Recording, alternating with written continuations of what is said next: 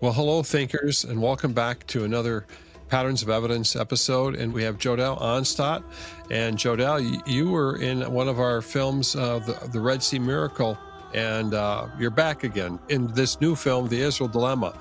And so why don't you give a little bit of background about yourself? I met you when you wrote the book, YHWH Exists. So we had a great conversation, and we used some of that to help us with the Israel dilemma.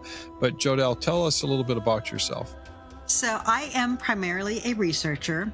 My quest really began back in the late 90s when I had a crisis of faith.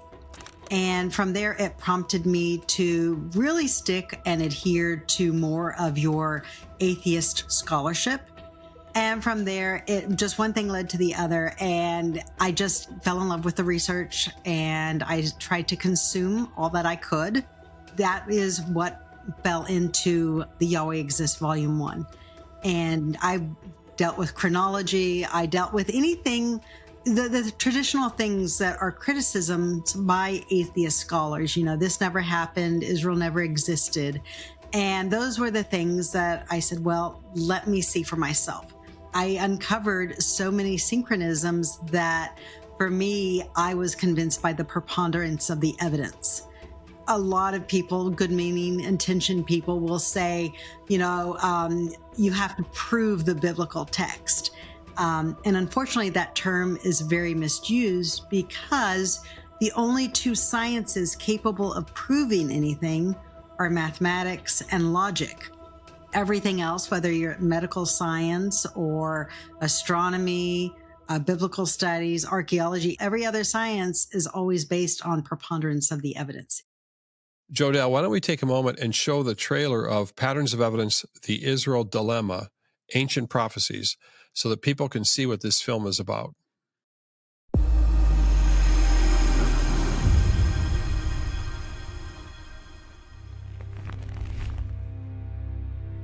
But your name shall be Abraham.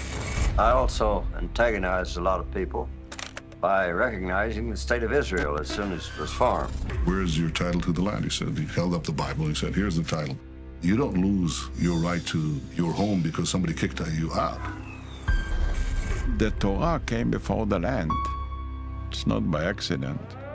Patterns of Evidence Foundation presents The covenants are what holds the storyline together. a film that asks if God made a covenant with the children of Israel. God's covenants are everlasting. There will be other things disappearing from the natural cosmos before I break my covenant. I will never break my covenant. The God of Israel cares about all human beings, and therefore in the caring for Israel, he's expressing his love and concern for all humanity. What evidence remains today? Well, David is part of the history of early Israel, which has been maligned for some time because there was not solid archaeological evidence. That's all changed in the last decade. Debate rages over the truth of biblical prophecy. So they collect all these traditions, stories, myths, theological stories, and so on. We are dealing with the traditions. The scriptures predict events hundreds, sometimes thousands of years off into the future, and they do so with a reliability that is breathtaking. What will the pattern reveal? If they break the covenant, there are consequences. That's right. Before you get out of the Pentateuch, the whole basic plot line is there. Patterns of Evidence, The Israel Dilemma.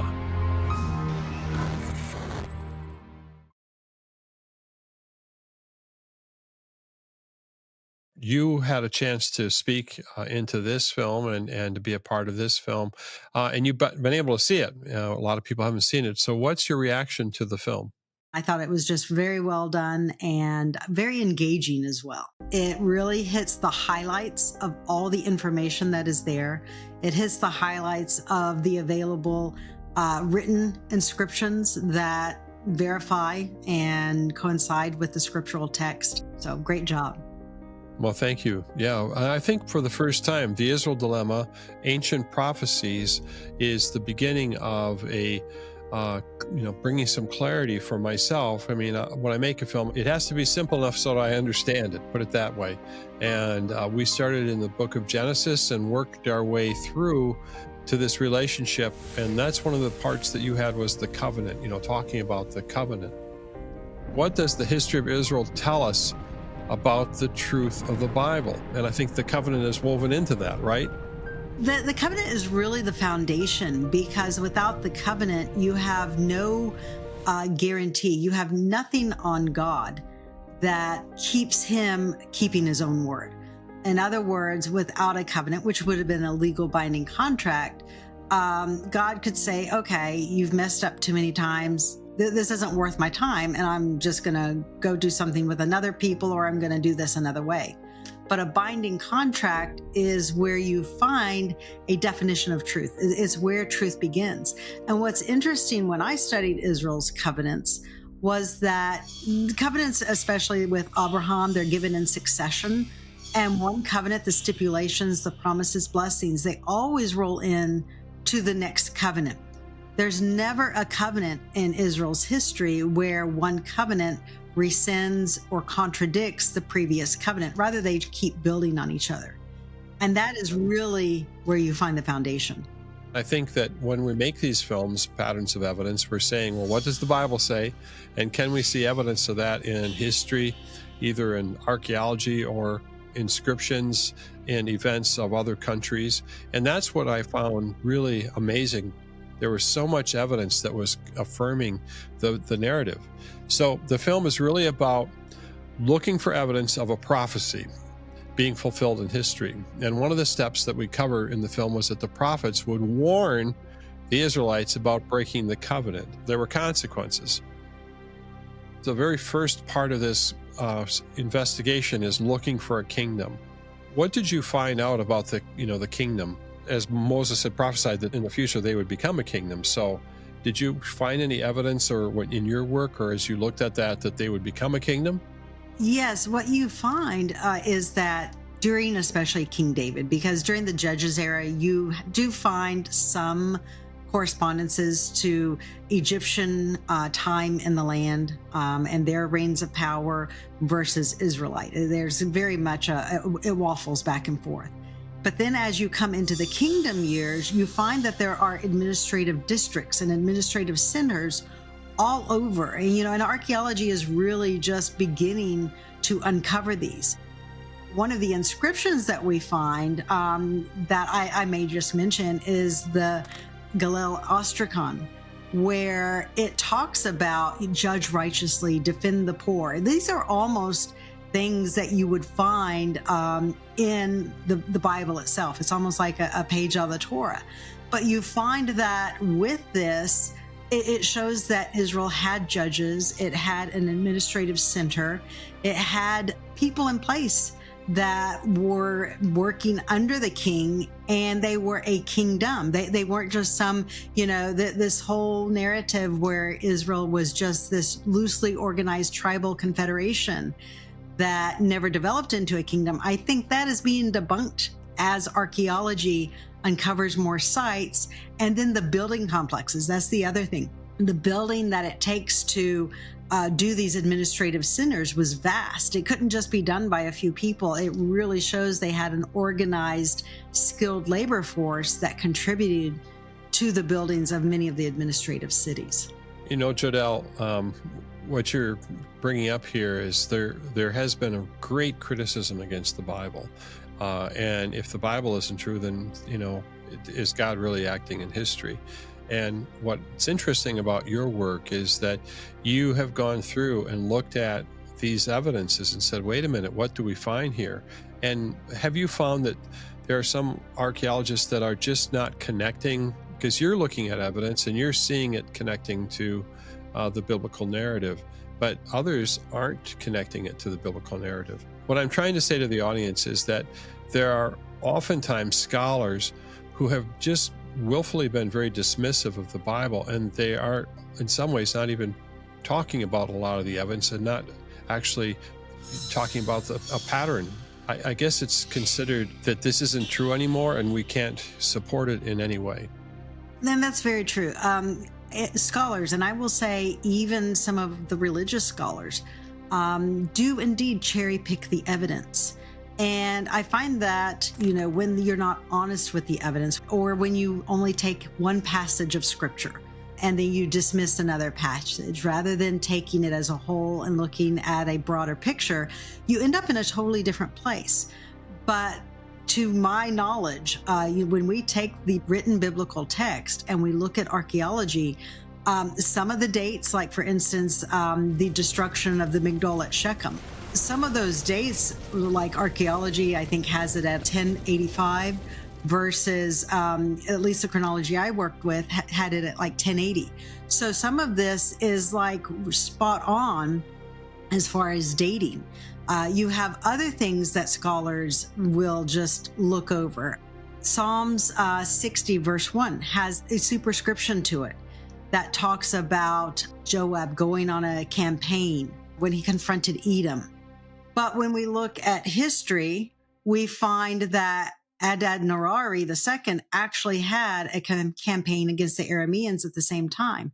So sometimes it's a fact, like what you showed in your very first patterns of evidence, that a lot of times scholars are looking in the wrong time period and they are putting things together and they're missing it, even though it states the name of a biblical king of Israel or Judah, but they're not making the connection because usually they're looking way too late rather than looking earlier where the history actually occurs.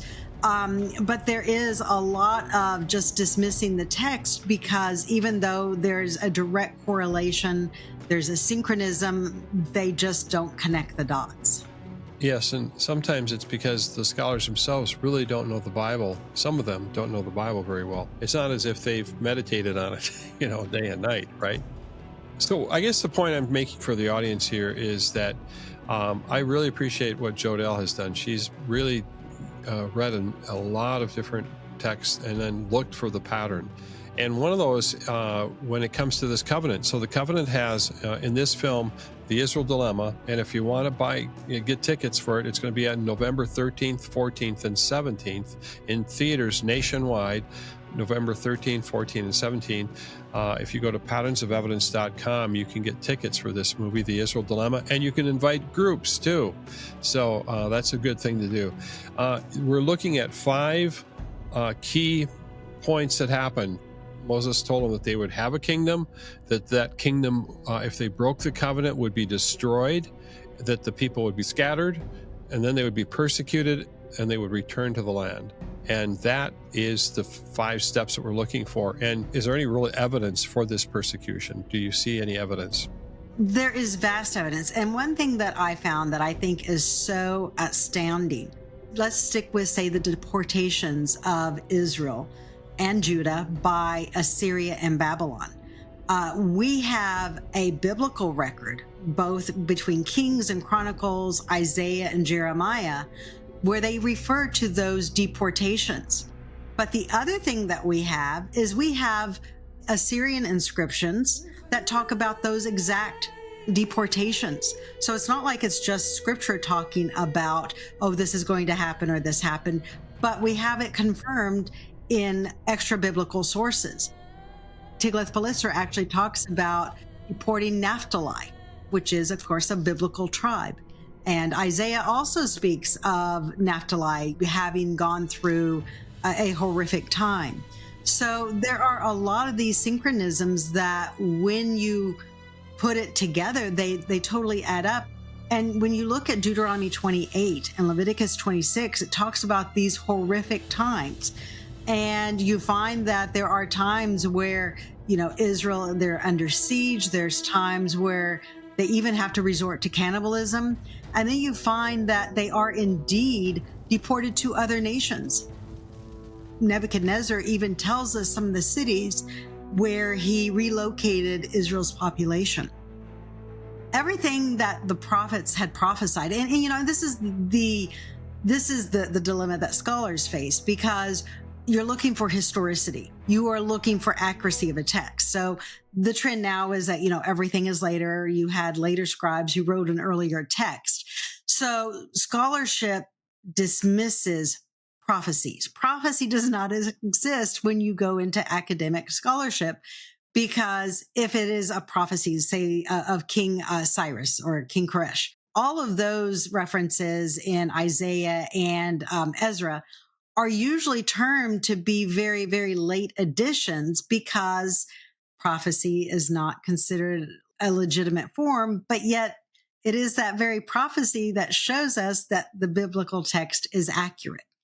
Part of what we're trying to say to the audience here is that is there a God who's acting in history? In your book, Yahweh Exists, saying, yes, he exists. And how do we see it?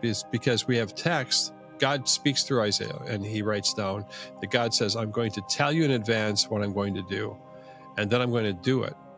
And then you're going to look back and say, could any other God have done that except for this one true God? And that's what's happening right here. That's why this investigation, the Israel dilemma, is significant, because God is telling us in advance what he's going to do.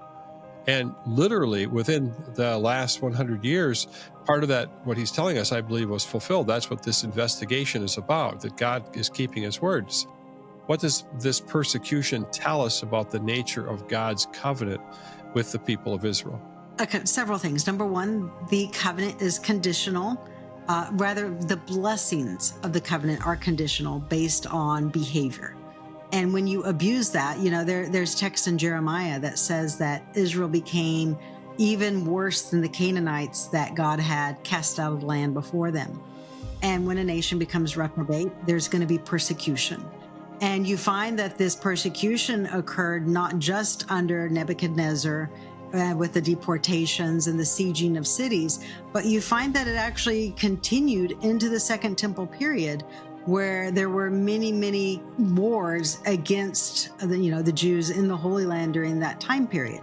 And you find that this persecution, you can see it throughout history. But there is always a direct correlation between keeping the covenant and having blessings, and then the times where departure for the covenant and there's curses. And a lot of times too, you find that there's famine sent on the land. Famine is one of God's tools. In Deuteronomy, what Moses would have written, it states that your heaven will be as brass, your earth is iron, because there would be no dew or rain or something like that. And you find that, with Elijah, those types of prophecies coincide. You can see them in history happening in the biblical text.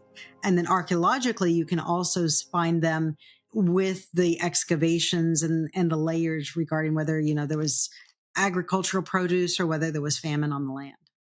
Well, Jodell, we've got a lot to talk about yet. Why don't we come back for another program? We'll be back, thinkers. Keep on thinking.